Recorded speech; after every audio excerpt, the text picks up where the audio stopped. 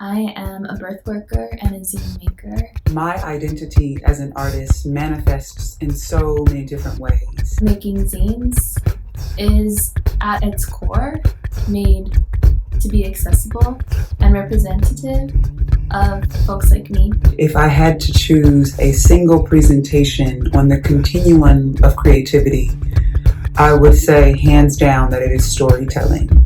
The process of music production and working with artists, working with songwriters, being a music director, working with performers and singers and other musicians, things like that, it's taught me to be patient, it's taught me to be flexible. I think that the underlying lessons that all improvisation teaches are ones of gracious collaboration, acceptance, building on one another's ideas, and just very high level of collaboration with people.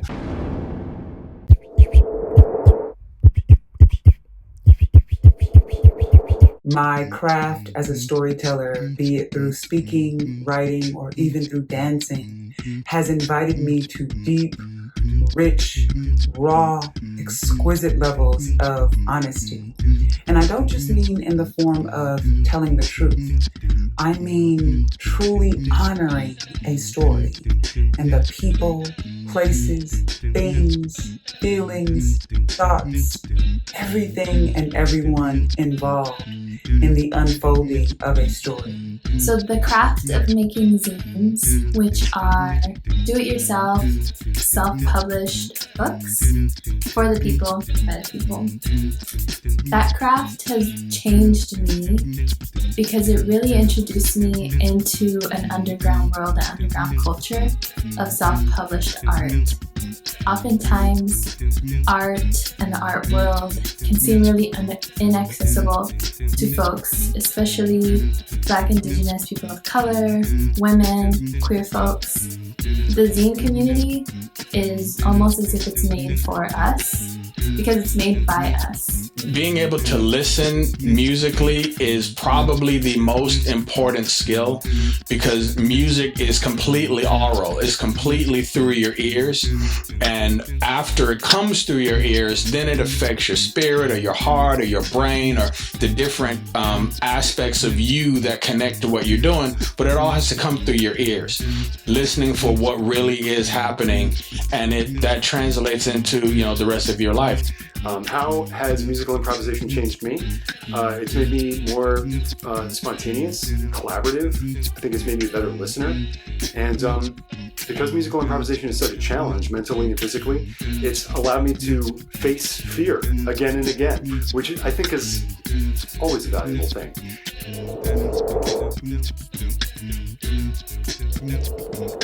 My daily practice of meditation and going inward, slowing down and reflecting really contributes to the way in which I continue to enrich myself as a storyteller by allowing me to access the crevices of my mind, my heart, my spirit, in ways that are not always accessible when you're in the midst of the hustle and bustle of the world.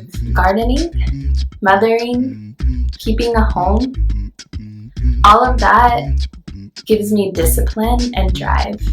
It allows me to be creative in my space, which will then inspire my art and the work that I do.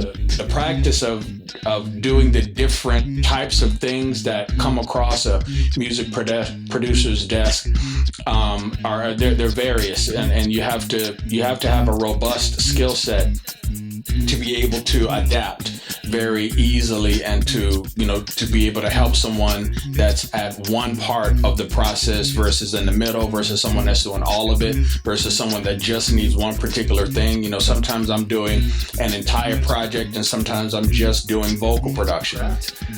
Because improvisation is so collaborative, I've had to do things that are a little bit more solo. So just staying engaged in the world, staying engaged in current events, keeping an enriched, imaginative life by reading a lot, have all helped. But also writing, both comedy and music, has really helped.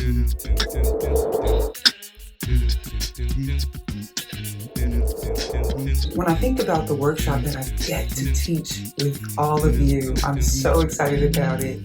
I know that it's important, particularly in a virtual world where we can often mistake accessibility for connection, right? Because I can reach you, because I can send you a text, send you a message, I can like your photo, I can comment on your post, I can, all these ways in which I can reach you, it can feel like you're right there and we're connected. And the truth is it really connection? And so with this workshop, Embodied Storytelling, the Character of Emotions, we're going to dig down deep into the truth of who we are through our emotional experiences and give those things a voice. And not only give them a voice, we're going to amplify that voice. We're going to allow the parts of ourselves that we sometimes stuff, that we sometimes struggle to even acknowledge, that we've oftentimes been taught are not the best parts of who we are. We're going to put them front and center in a way that is empowering and in a way that allows us and invites us to really take a new look at what it means to feel and to allow those feelings to come up. In a world that so often puts us down, makes us feel less than, makes us feel uncreative, uninspired, zines are so key in inspiring folks because you see yourself in them and you see the possibilities of you not just creating art but selling your art and being a part of a world, of a community that will accept you and accept what it is that you're putting out into the world. So for me, being able to teach people how to find a higher level of artistic expression with music, I think is part of the ways that they'll be able to learn a lot more about themselves, a lot more about life, a lot more about how people connect to each other and why sometimes people don't connect because we're not, giving something enough space to be expressed without judgment before we respond with our own agenda and things like that. So to me, the artistic process can be very helpful spiritually, soulfully, cognitively, ethically, things like that. If people will be respectful of the process. I think that the underlying lessons that all improvisation teaches are ones of gracious collaboration, acceptance, building on one another's ideas, and just very high-level collaboration with people. And in a world that is combative and divisive, moments where people come together to share and enrich one another's ideas are rare and precious. And that is something that improvisation gives us. Pretentious? Perhaps. But true? Definitely.